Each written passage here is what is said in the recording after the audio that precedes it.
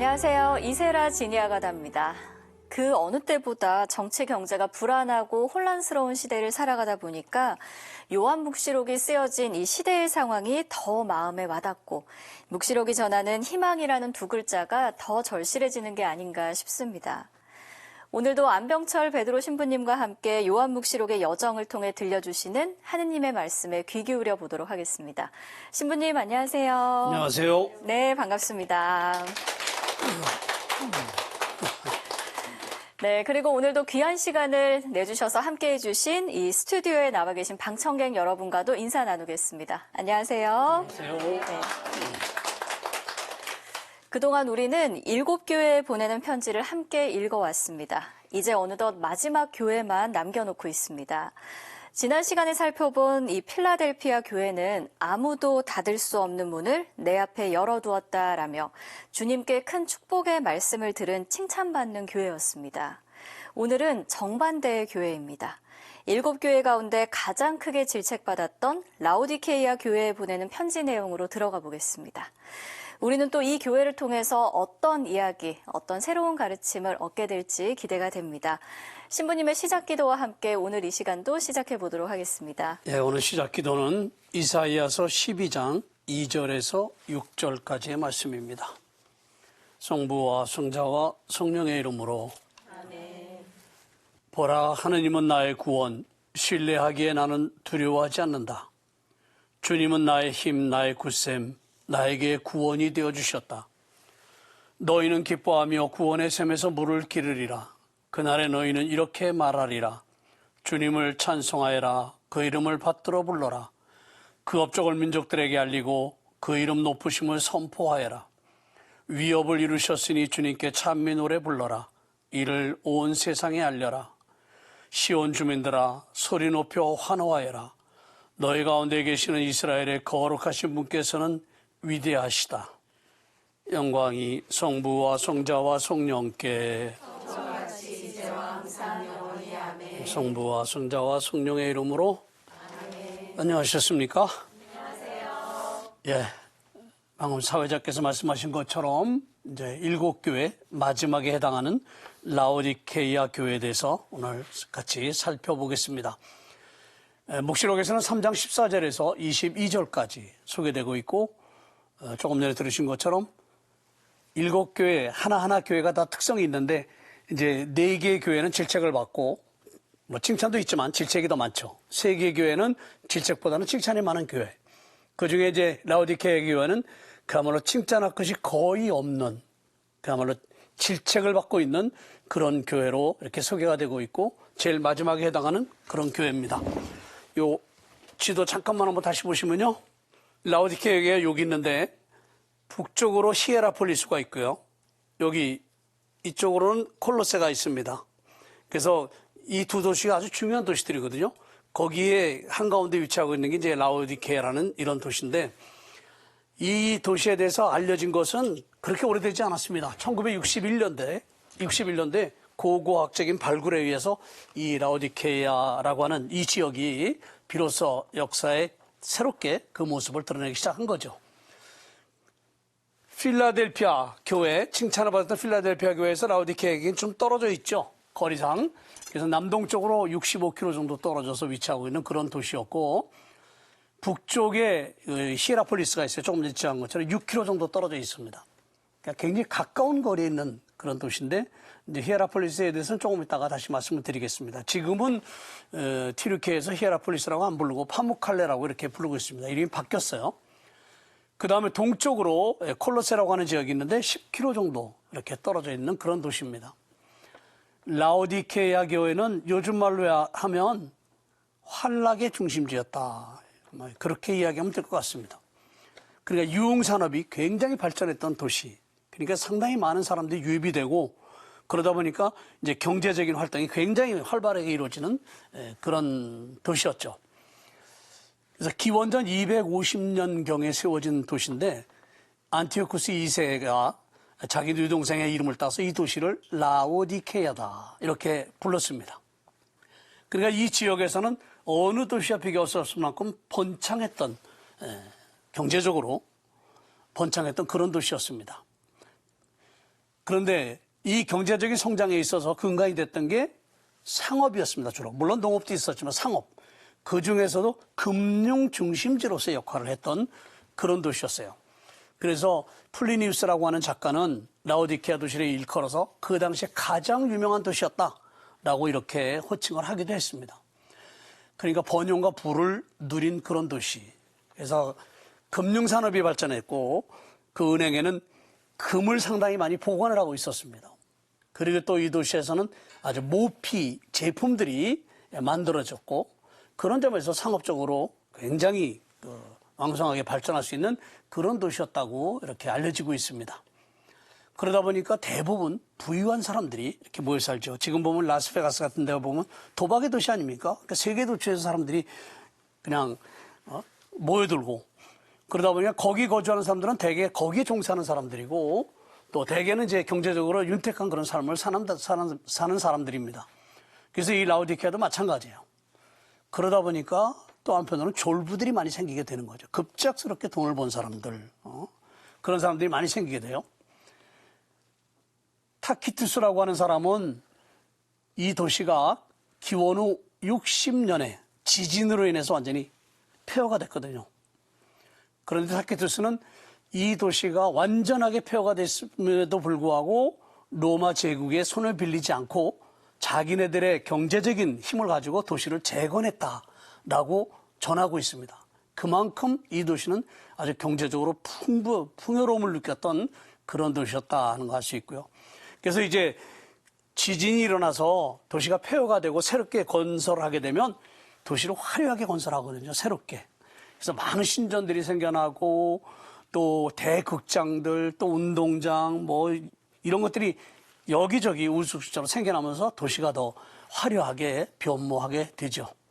그런데다 이 도시에는 류머티즘 치료에 필요한 온천수가 있었던 그 히에라폴리스, 그 도시와 가깝다고 그랬죠. 조금 전에. 아까 6km 정도 떨어졌으니까요. 이 지금은 파무켈라라고 부르는데 여기는 온천 도시예요. 한번 가보시면 나중에 이제 기회 돼서 한번 가보시면 알겠지만 온천물이 굉장히 뜨겁습니다. 그러니까 덮일 필요가 없이 그 자체로 온천물 그걸로 역할할 수 있는 그런 아주 온천물이 풍부했던 그런 도시. 그런데 단순히 이게 그냥 온천수로 그치는 것이 아니라 이 피부병을 고쳐줄 수 있는 어떤 그런 그 요소들이 물속에 담겨져 있다고 그렇게 알려져서 많은 류마티스 환자들이 이 지역을 찾았고 그래서 히에라폴리스가 나름대로 번성을 했던 거죠. 그러니까 경제적으로 보면 유흥도시였던 라오디케아가 중심지였는데 그러면서 자기네들이 가지고 있는 경제적인 부를 통해서 그 지역 중심의 도시들을 다 통합을 하려고 했지만 히에라폴리스 때문에 그거는 하지 못했습니다. 왜냐하면 히에라폴리스도 또 역시 마찬가지로 온천수를 중심으로 해서 많은 환자들이 모여드는 그런 도시로서 나름대로의 경제적인 역량을 가진 그런 도시였기 때문에 어떻게 보면 히에라폴리스, 지금 파무칼레라고 불리는 이 히에라폴리스 때문에 라오디케아가 더 많은 확장력을 제대로 발휘하지 못하지 않았나 그렇게 역사가들은 이야기를 하고 있습니다. 근데 그렇게 경제적으로 번영을 누렸던 라오디케아는 온천수가 없었어요. 원천수가 없었어요. 무슨 말이냐? 물이 많이 없었어요. 풍부하지 못했어요. 그러니까 다른 곳으로부터 물을 끌어와야만 했습니다. 그러니까 물을 끌어오는데 이 지역이 굉장히 뜨거운 지역이거든요. 날씨가 더워요. 그러니까 먼 지방으로부터 물을 끌어와야 됐고 그러려니까 이제 수로를 만들어야 되잖아요. 그러니까 수로를 깊이 팔 수가 없어요. 긴 거리를 이 수로를 만들어내니까 경제적으로 많이 부담이 되잖아요. 그러니까 땅에서 깊이 파진 않고 웬만큼 해서 이렇게 수로를 쭉 만들어서 물을 공급받았던 거죠. 근데 날씨가 뜨거우니까 먼 지방으로부터 물을 끌어와서 그것이 라오디케아에 도달할 때까지는 출발점에서는 찬물이었는데 라오디케아에 올 때는 이미 미지근한 물로 변해버리는 거죠. 그러니까 수로를 통해서 받게 된 물은 라오디케아 사람들에게서 늘 미지근한 물일 수밖에 없었습니다. 이제 라오디케아에 보낸 편지 속에서 뜨겁지도 않고 차지도 않으니 뱉어버리겠다는 말씀이 나오거든요. 그러니까 이런 자연적인 환경 또 라오디케아 교회가 살아야만 했던 그런 시대상 또 그런 환경 이걸 우리가 생각해 보면 왜 그리스도께서 라오디케아를 지책하시면서 바로 그들의 조건에 맞는 걸 이렇게 끄집어내서 질책을 하셨는가 하는 거 우리가 어느 정도 알아들을 수 있을 겁니다. 그리고 라오디케이아는 안과를 전문으로 하는 의과대학이 있었고 그거는 로마 제국 전체에도 널리 알려질 만큼 유명한 그런 대학이었습니다. 그러니까 라오디케아는 사회적으로만 본다면 또 경제적으로만 본다면 7도시 가운데 가장 부유했던 도시라고 볼 수 있고요. 또 가장 어떻게 보면 화려한 도시였고 또 유흥산업이 가장 발달했던 도시. 거기 사는 사람들은 뭐 하나 부족함이 없이 살았던 그런 도시였다라는 거를 좀 염두에 두고 라오디케아 신자들에게 보내는 편지 마지막을 이제 본문을 보겠습니다. 아멘 그 자체이고 성실하고 참된 증인이며 하느님 창조의 근원이니가 말한다. 이렇게 시작을 합니다. 그래서 말씀하시는 분을 우선 아멘이라고 지칭을 해요. 아멘이신 분. 충실하면서도 흔들림 없이 동참한다는 그런 의미를 담고 있는 게 아멘입니다. 우리가 전례를 거행할 때마다 공동체가 늘 하느님의 말씀을 듣고 그리고 나서 뭐라고 얘기해요? 아멘이라고 응답합니다. 즉 하느님의 말씀을 충실하게 받아 지킨다. 그리고 흔들림 없이 그걸 말씀의 근간으로 삼고 삶의 근간으로 삼고 살아간다. 라는 의지적인 동참의 의미를 아멘이라고 표현을 합니다. 전례적인 그런 행위 속에 나오는 표현이죠.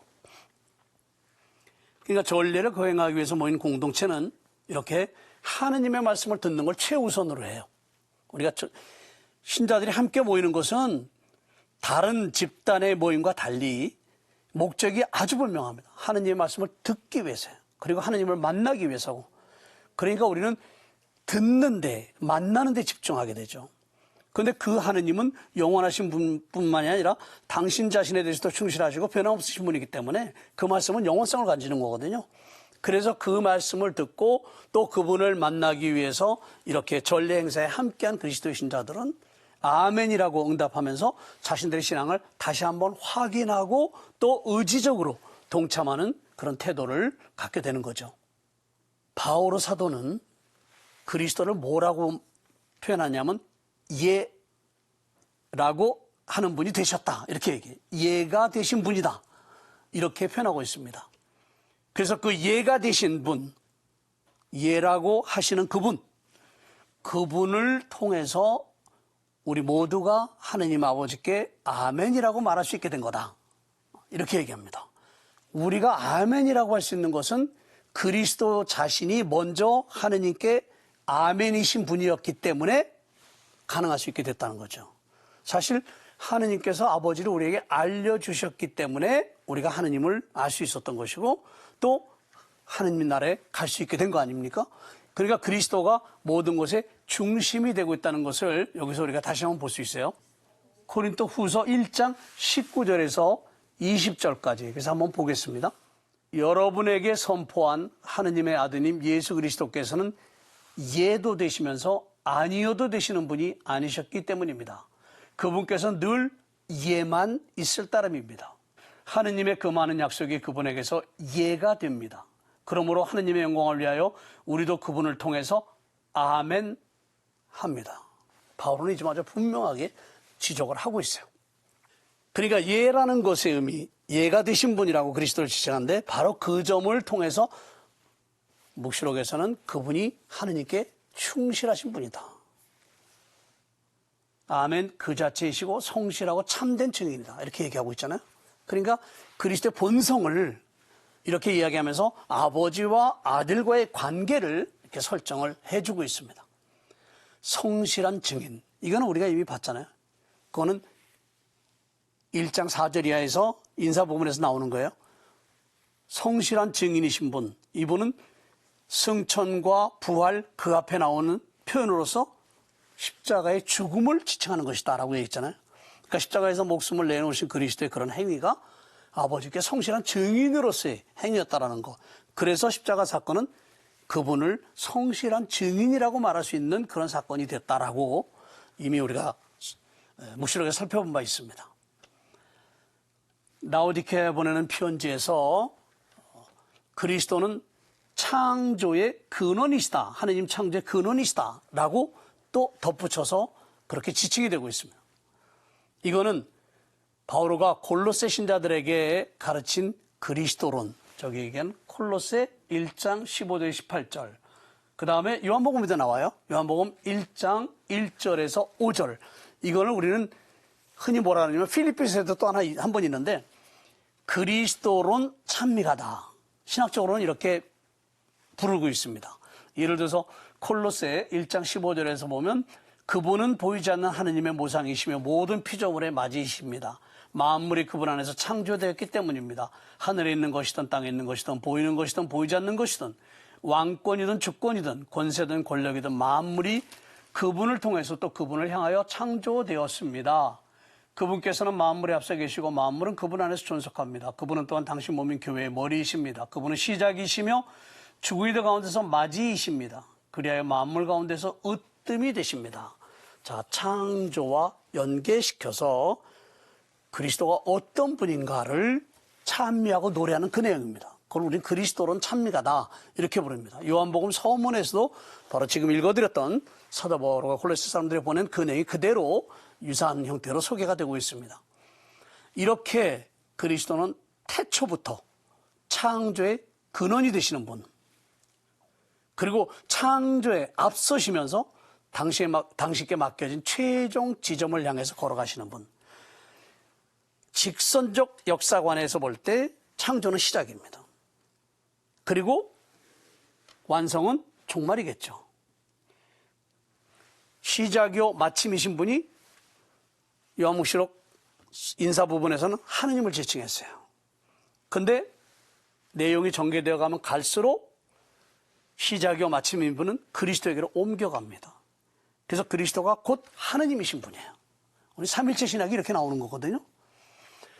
그래서 그리스도는 인간이 돼서 우리에게 오셨지만 그 이전부터 이미 창조의 근원이 되신 분, 그리고 인간이 돼서 우리에게 오셔서 이 역사를 끌고 가시면서 완성시키는 분, 이게 바로 여기서 지금 라오디케에 보낸 편지를 보내라고 말씀하시는 분을 소개할 때 나오는 그 내용이고, 이거는 바로 구원의 역사의 한 단면이죠. 그러면서 내가 한 일을 안다 라고 시작해요. 자, 여기서부터 이제 아주 신랄하게 비판하고 질책하시는 내용이 나옵니다. 너는 차지도 않고 뜨겁지도 않다.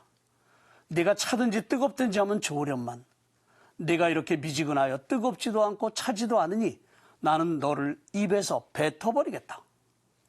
나는 부자로서 풍족하여 모자람이 없다 하고 내가 말하지만 사실은 비참하고 가련하고 가난하고 눈멀고 헐거벗은 것을 깨닫지 못한다. 내가 너에게 권한다. 나에게서 불로 정련된 금을 사서 부자가 되고 흰옷을 사입어 너의 수치스러운 알몸이 드러나지 않게 하고 안약을 사서 눈에 발라 제대로 볼 수 있게 하여라. 자, 이 내용을 들으면 그리스도께서 라오디케아 교회를 그냥 얼마나 서슬프러운 그런 말투로 이렇게 질책을 하시는가 하는 거 우리가 볼 수 있을 겁니다. 라오디케아 공동체에서는 더 이상 어떤 신앙적 열기도 찾아볼 수 없었다라는 거죠. 그러니까 믿음에 관계되는 부분에 있어서는 전혀 칭찬할 만한 것이 없는, 어느 것 하나라도 티끌 만한 것이라도 이렇게 내세워서 그래 잘하고 있다라고 할 수 있는 것이 하나도 없는 그런 교회. 게다가 이 교회는 신앙 불감증에 아주 깊이 빠져들어서 자신이 어디에 있는지 뭐하고 있는지 조차도 판단할 수 없을 정도로 자포자기 상태에 빠진 교회였다라는 겁니다. 그러니까 자포자기 상태에 빠졌으니까 희망도 없는 거예요. 제일 무서운 게 희망이 없는 겁니다. 자포자기에 빠지면 그건 뭐냐면 희망을 그냥 내려놨다는 거거든요. 바로 이 교회는 희망을 내려놓았을 뿐만이 아니라 다시 일어설 만한 용기조차도 없을 만큼 그렇게 모든 걸 다 포기한 그런 교회였습니다. 이 교회가 안고 있던 가장 큰 문제는 뭐였느냐? 뜨겁지도 않고 차지도 않았다. 그냥 미지근한 상태에 있었다. 그러니까 라오디케아라는 도시가 물을 얻기 위해서 먼 지방으로부터 수로를 통해서 물을 공급받았는데 오는 동안에 햇빛 때문에 물이 미지근해졌던 것처럼 그 교회의 상태를 그대로 그걸 통해서 표현을 하고 있는 거죠. 그렇다는 거를. 게다가 미지근한 상태에 있었던 이 라오디케아 교회에 대한 질책은 여기서 그치지 않고 입에서 뱉어버리겠다라고 단호하게 말씀하고 계실 정도로 라오디케아 교회는 그리스도의 눈에는 그야말로 어느 것 하나도 차지 않는 그런 교회였다고 볼 수 있겠습니다. 그래서 미지근한 상태라고 하는 건 그냥 글자 그대로는 뜨겁지도 않고 차지 않은 상태겠지만 신앙과 연계시켜서 얘기할 때는 뭘 얘기하느냐 하면 스스로에 만족하고 있었다는 얘기입니다. 더 이상 발전하기 위해서 노력하지도 않고 더 이상 떨어지는데 뭐 그쪽으로 또 이렇게 기울지도 않고 그러니까 좋은 거든 나쁜 거든 의욕이 없는 거야. 아무런 의욕이. 그러니까 라오디케아 신자들이 그렇게 의욕이 없이 된 건 왜 그러느냐? 자기네들이 힘쓰지 않아도 애쓰지 않아도 모든 게 다 문제없이 잘 흘러가고 있다라는 이런 자만심이었습니다. 바로 그것이 그리스도로부터 질책을 받게 된 주된 요인입니다.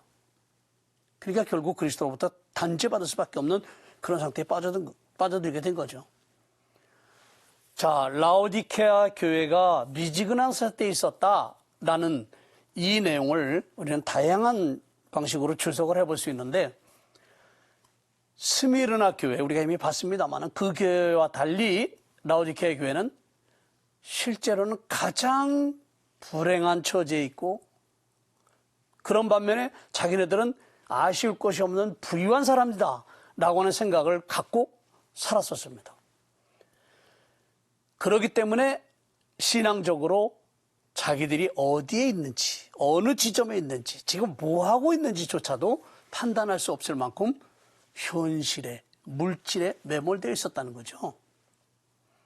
그러니까 신앙에 대해서 뭔가라도 생각할 필요조차도 못 느낀 거예요.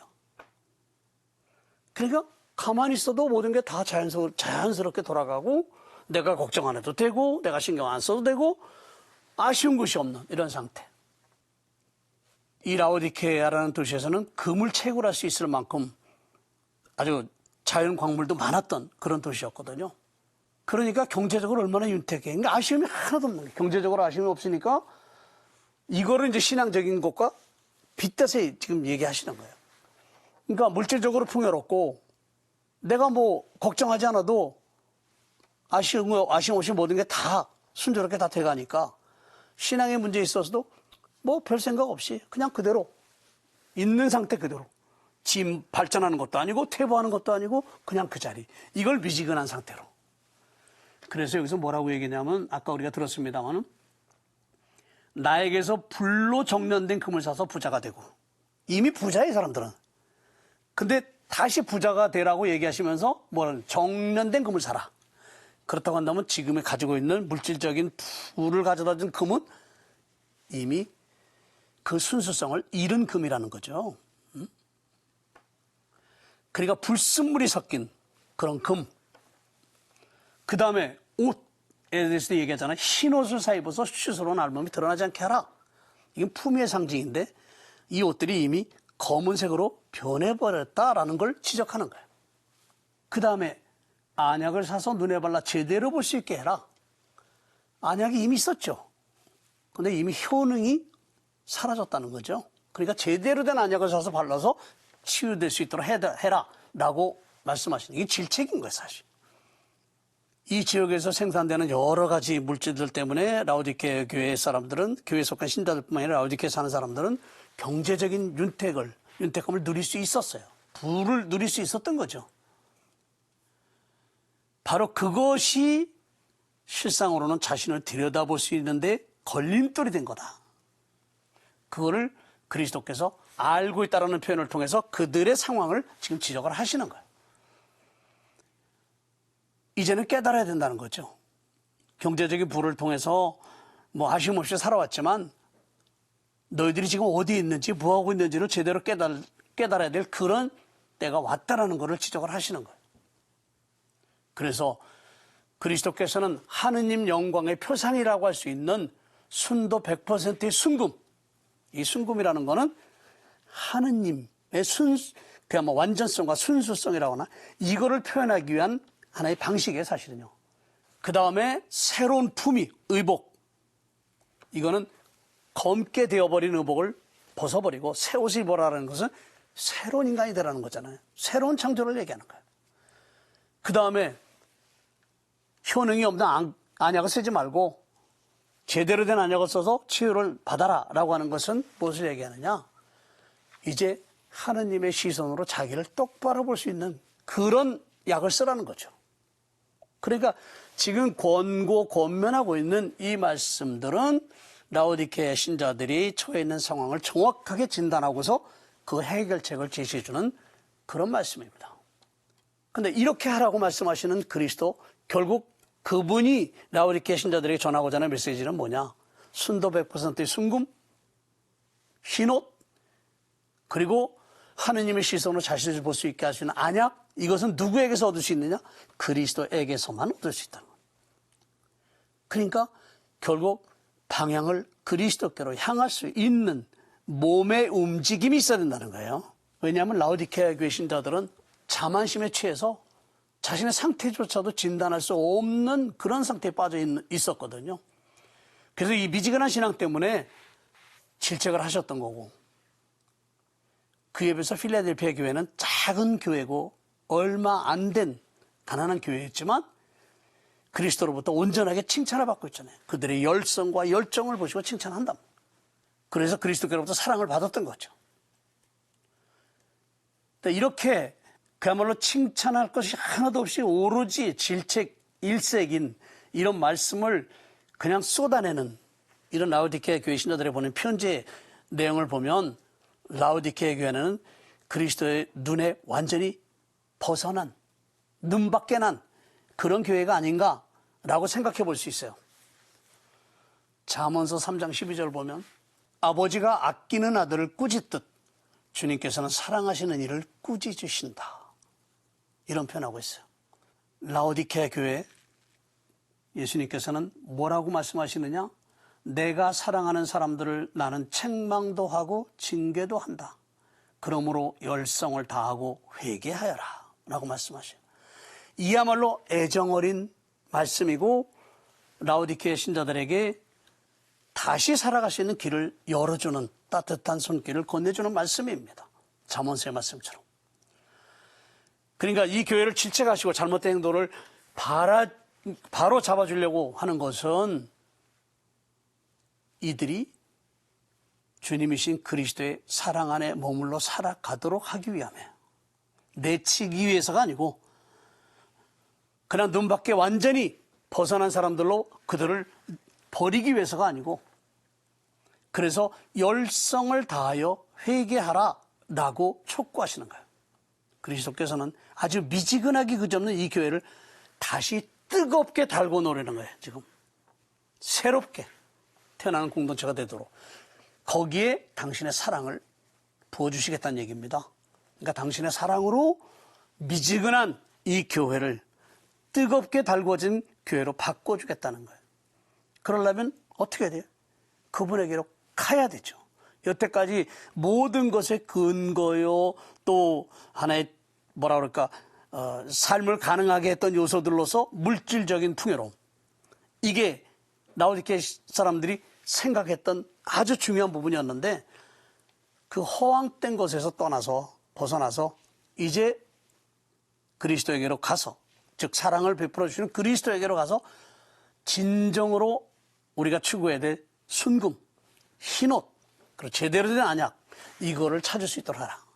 이렇게 지금 촉구하시는 거죠. 처벌받아서 마땅했던 라오디케아 교회였지만 참 그리스도께서는 전혀 예상치 못했던 그런 모습을 보여주셔요. 그게 뭐냐? 내가 문 앞에 서서 문을 두드리고 있다. 누구든지 내 목소리를 듣고 문을 열면 나는 그의 집에 들어가 그와 함께 먹고 그 사람도 나와 함께 먹을 것이다 라고 말씀하셔요. 이미 묵시록에서 우리가 살펴본 바 내용 중에서도 그리스도는 어떤 분이에요? 열쇠를 가지고 계신 분이에요. 그리고 문 자체이신 분, 그리고 우리에게 오시는 분, 이런 분으로 지금까지 쭉 묘사되어 왔어요. 7개의 보낸 편지 속에 다 나온 표현들이에요. 우리가 다 살펴봤어요. 그럼에도 마치 가난한 사람처럼 가장 겸손하고 겸허한 자세로 부자인 양 스스로의 자만심에 취해 있던 이 교회 안으로 들어가기 위해서 강압적으로 문을 열지 않고 간절하고 절절한 마음으로 문을 두드리면서 열어주기를 애원하시는 분으로 이렇게 당신 자신을 전하고 있습니다. 열쇠를 가지고 계신 분인데 문 따고 들어가면 되죠. 당신 자체가 문인데 뭐가 문제겠어요? 그들을 강압적으로 바꾸는 것이 아니라 당신의 사랑을 통해서, 그리고 그 사랑에 응답하고 결정하고 행위를 통해서 변화됨으로써 그들이 진정한 행복에 이를 수 있도록 하기 위해서 간절한 마음으로 문을 열어주기를 바라는 그런 모습으로 그들에게 다가가고 계시다는 거예요. 굉장히 중요한 거예요. 왜냐? 하느님은 능력 있고 전능하신 분이잖아요. 뭐 못하실 게 없어요. 하시고자만 하시면 뭐든지 하실 수 있어요. 우리가 아무리 교만하고 아무리 우상숭배에 빠져서 그것이 절대적인 것이냐 그렇게 살아간다 하더라도 하루아침에 우리를 바꿔놓을 수 있는 분이에요. 그런데 그렇게 하지 않으시고 우리가 스스로 하느님의 사랑을 깨닫고 변화되고 달라지도록, 즉 가치의 중요성을 스스로 인식하고 그 길로 가도록, 그렇게 인간의 자유와 인간의 결단을 존중하고 귀하게 여기고 받아주시는 그런 분으로서 모습을 드러내신다는 거죠.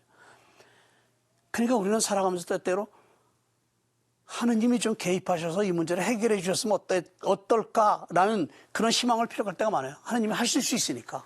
근데 하느님은 그렇게 하지 않으시고 우리가 하도록, 어떻게? 우리가 변해서, 우리가 달라져서. 그러니까 우리가 변하지 않으면 하느님은 우리 안에서 아무것도 못 하시는 분이에요, 사실은요. 그러니까 사실은 하느님 앞에서 보면 우리는 정말 어떻게 보면 가장 귀한 존재죠. 어떤 피조물과 달리 인간은 하느님 앞에 가장 소중한 귀한 존재고 사랑받는 존재입니다. 라오디케아 교회를 그렇게 질책하시지만 결국은 구걸하듯이 문을 열어달라고 애원하시는 그런 분으로 당신 자신을 드러내고 계시다는 거죠. 그러면서 뭐라고 얘기하시느냐? 승리하는 사람은 내가 승리한 뒤에 내 아버지 어제에 그분과 함께 앉은 것처럼 내 어제에 앉아 함께 앉게 해주겠다. 대단한 언약입니다. 다시 말해서 라오디케아 신자들에게는 함께 만찬을 들자 라고 하시면서 다가가시는 거예요. 나와 함께 먹을 것이다. 즉 내 목소리를 듣고 문을 열면 집에 들어가서 함께 먹고 그 사람도 나와 함께 먹을 것이다. 문만 열기만 하면 같은 식탁에 앉게 될 것이라는 거죠. 그러면서 승리자가 될 때에는 아버지와 함께 어자에 앉을 수 있는 특권을 줄 것이다. 이게 대단한 겁니다. 7개 보낸 편지 중에 가장 마지막에 주어지는 얘기되는 언약인데, 이 언약의 내용이 결국 뭐예요? 하느님과 함께 어제에 함께 해줄 거다. 그건 하느님과 함께라면 결국 세상이 다 완성됐을 때 가능한 얘기잖아요. 그러니까 이제 독자들의 시선을, 그리고 라오디케아 교회의 시선을 어디로 끌고 가느냐? 하느님과 어린 양이 자리하고 있는 천상세계로 끌고 가는 거예요. 7교회의 교회는 역사적이고 사실적이고 현재의 교회예요. 그런데 거기에 말씀하시는 분은 이미 승리하셔서 부활하시고 하느님 오른편에 앉아 계신 그리스도예요. 그리고 교회 안에 현존하시는 분이지만 훗날 최종 심판관으로서 우리를 심판하시고 역사를 완성하실 분이에요. 그러니까 우리와 함께 계시지만 하느님 곁에 계신 분이에요. 최종적으로 우리가 가야 될 마지막 지점이죠. 그러니까 승리하는 사람들에게 그 어제에 앉을 수 있게 해줄 것이다라는 이 언약은 우리의 시선을 천상세계로 끌어올려요. 실질적인 교회에 보낸 편지였지만 그 편지 마지막인 라오디케아 교회에 보낸 언약을 통해서 독자들의 시선을 이제 천상세계로 끌어올리면서 다음에 이어질 4장에서부터는 천상예배로 들어가는 겁니다. 이때부터 이제 묵시적인 환경으로 들어가요. 지금까지는 실질적인 교회, 했지만 앞으로 이제 묵시적 환경으로 들어갈 겁니다. 이렇게 하느님과 어린 양의 어자가 자리하고는 천상 도시를 향하게 함으로써 7교회에 변하는 편지는 막을 내립니다. 여기까지는 현실성 있고 실질적이고 우리 피부에 와닿는 내용들이에요. 또 우리 교회의 현주소를 엿볼 수 있게끔 그런 내용들로 되어 있는 교회들입니다. 이제 앞으로 우리가 4장에서부터 접하게 될 내용들은 환시를 통해서 본 천상 세계의 모습들이에요. 그러니까 그때서부터는 그야말로 아주 세심한 설명과 또 구약에 대한 세심한 비교와 이런 것들이 뒤따라야만이 그 의미를 알아들을 수 있는 그런 내용들입니다. 그야말로 묵시에 해당하는 그런 내용들. 자, 이렇게 해서 7교회에 보내는 편지에 이제 끝나게 되는데, 라오디케이아 교회, 마지막 교회에 예수님께서 보여주셨던 그런 말씀의 내용들을 신학적인 관점에서 다시 한번 이렇게 되새김질 해보면 이렇게 해볼 수 있을 겁니다.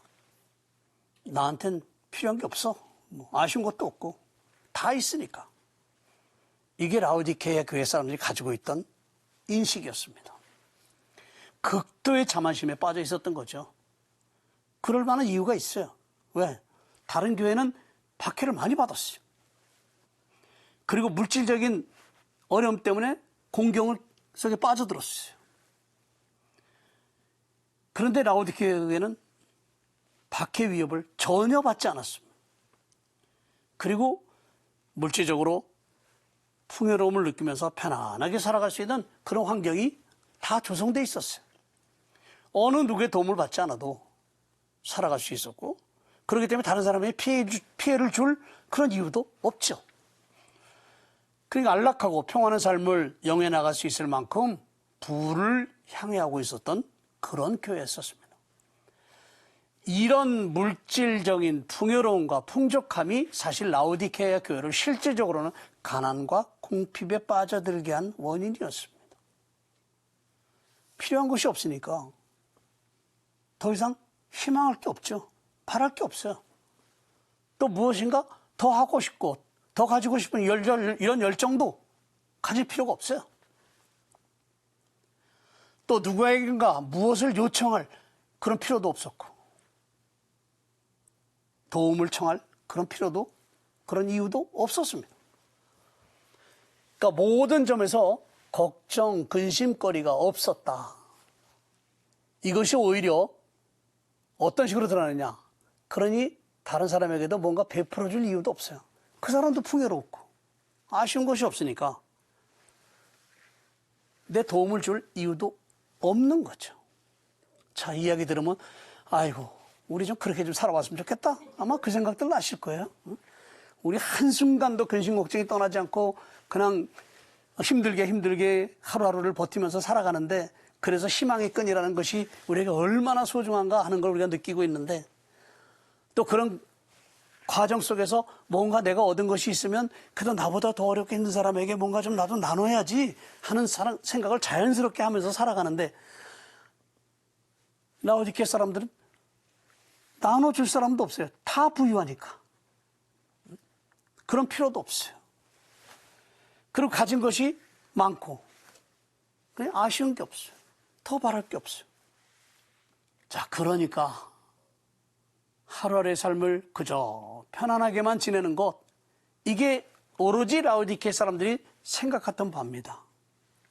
이런 거를 어디서 느끼냐면, 유럽 사람들이요 1년 내내 열심히 일하고 열심히 일한 동안 한 달 휴가를 왕처럼 지내는 게 그들의 바람입니다. 왕처럼 지내는 건 뭐냐? 나 손 하나 갖다 안 하고 누가 손에다 먹을 거 딱 올려주고 마실 거 갖다 주고 나는 그냥 먹기만 하면 되고 누워서 쉬기만 하면 되고, 이게 왕처럼 사는 거죠. 그러니까 그 사람들은 한 달 동안, 그날 1년 동안 정말 힘들게 일해서 벌어서 모은 거를 가지고 저 따뜻한 해변에 가서 한 달을 그렇게 해서 지내는 게 바람이에요. 뭐 다 그렇게 살 수 있는 건 아니지만 대부분이 그런 바람을 가지고 그래도 한 번이라도 해보려고 합니다. 그래서 그런 데 가서 보면 정말 꼼짝도 안 해요. 세상 편하게 그 시간을 지내거든요. 우리도 어떤 때 보면 여러분들 집에서 할 일 많잖아요. 어머니들. 또 남자들은 또 바깥에서 할 일도 많고. 그래서 어느 땐 하루 쉬고 이틀 쉴 때도 어디 가자 그러면 그냥 편안하게 쉬고 싶다. 그런 생각할 거 아닙니까? 그러니까 아쉬움이 하나도 없는 이 사람들은 그냥 생각이라는 건 뭐냐? 하루하루 그냥 편안하게 사는 거. 이게 그냥 관심사예요. 관심사라고 할 것도 없어요. 그냥 그대로 사는 거였죠. 그러니까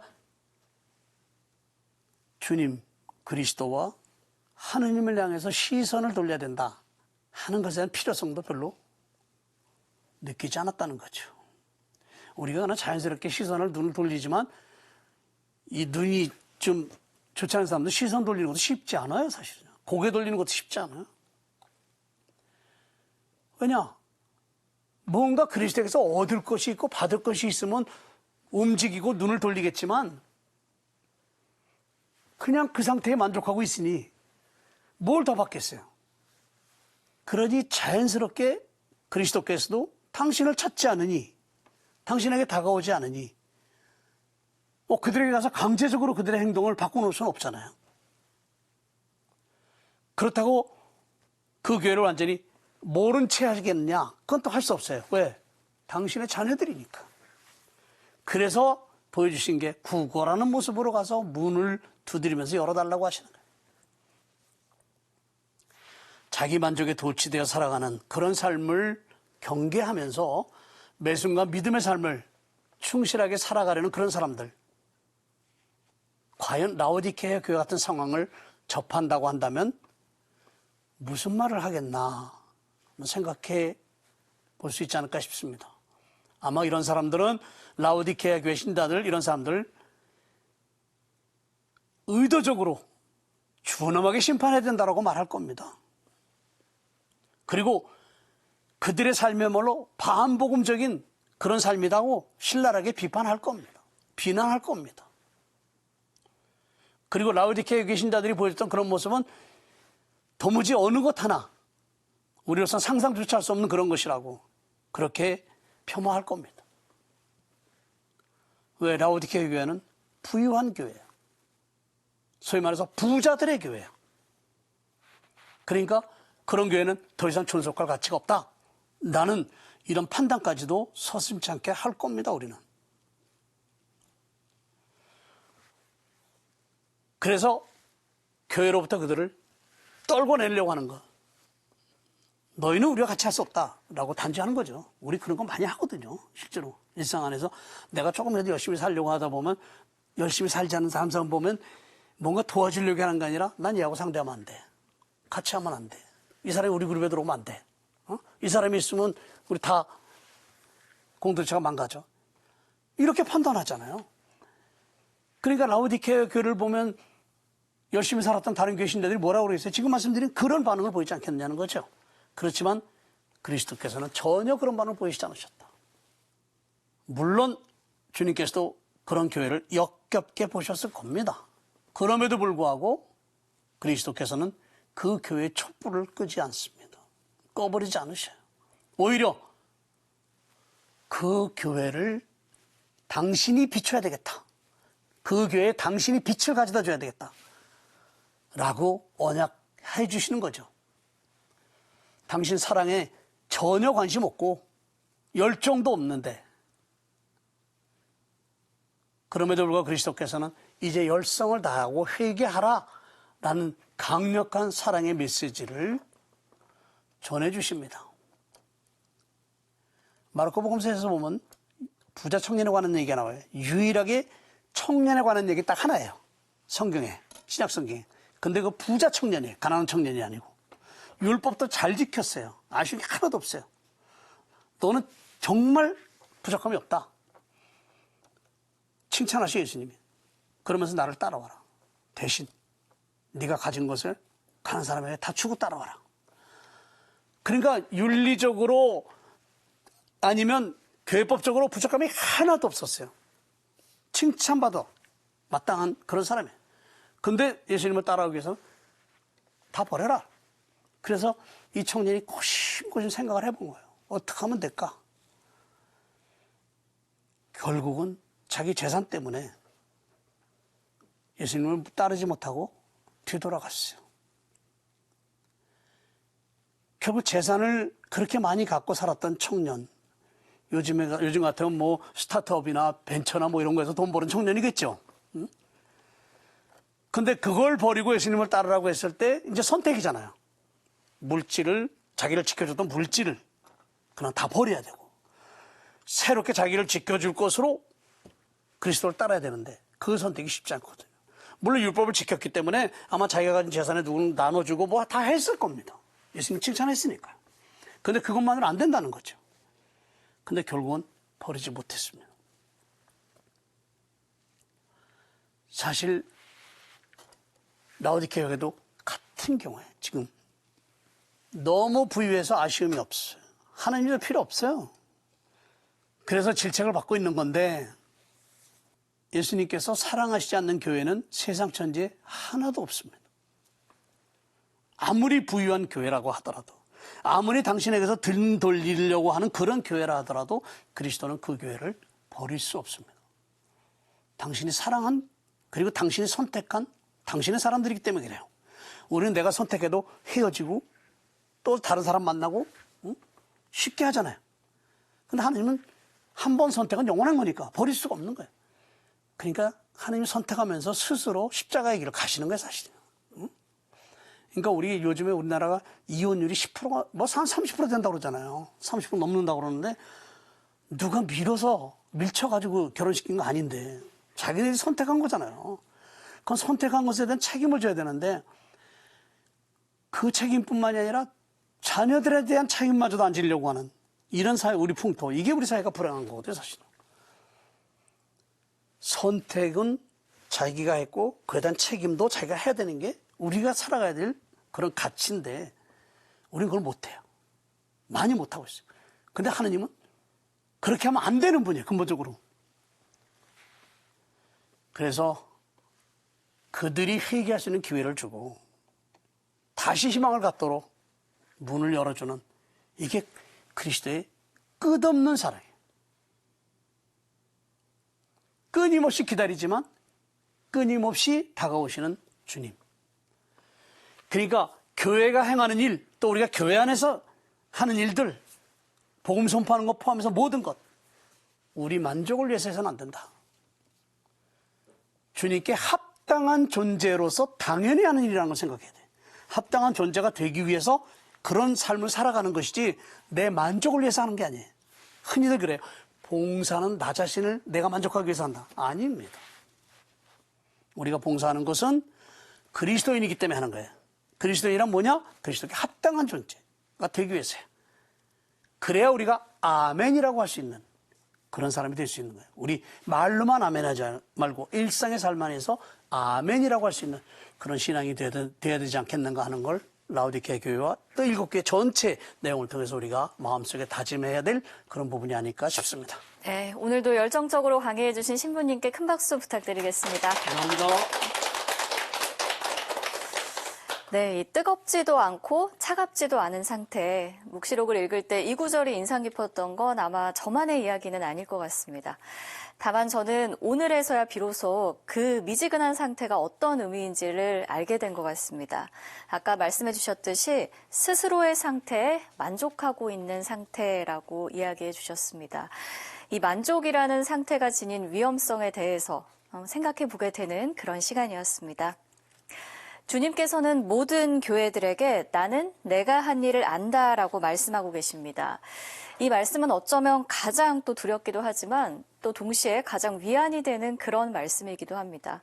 우리가 굳이 구구절절 설명하지 않아도 우리의 마음을 모두 알아주시는 주님만 믿고 의지하면서 충실한 신앙인으로 살아가 보자는 결심을 되새겨 보겠습니다. 네, 오늘 이 시간도 신부님의 마침 기도로 마치겠습니다.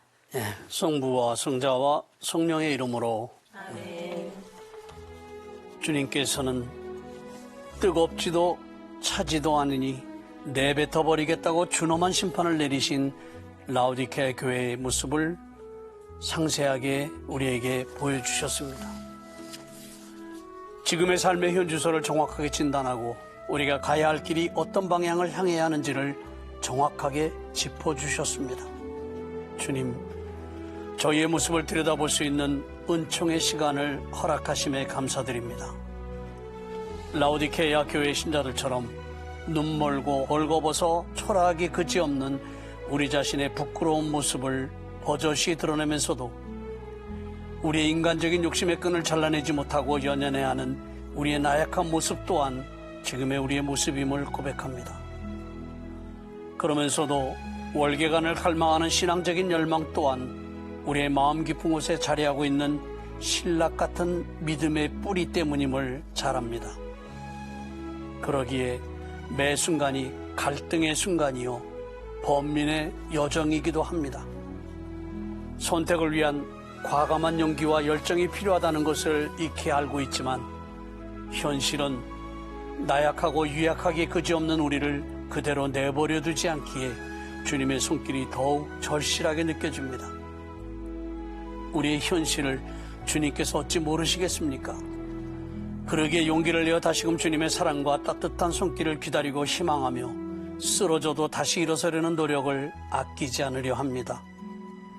하지만 나약하고 유약한 본성에 휘둘리지 않고 믿음의 무기로 용기 있게 결단하며 일상의 삶을 살아가고자 하오니 주님, 준엄한 심판을 하시면서도 승리를 향해 나아갈 수 있도록 새로운 여백을 만들어주시는 것처럼 저희에게도 그런 은총을 허락하시옵소서.